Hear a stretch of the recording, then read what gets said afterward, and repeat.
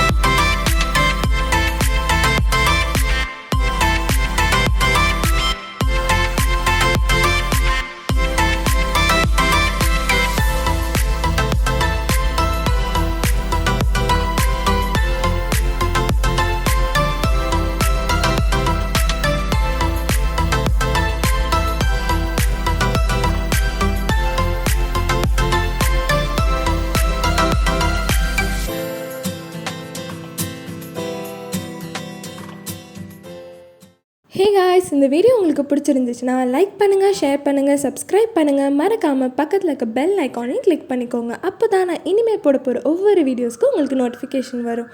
And thanks for வாட்சிங்.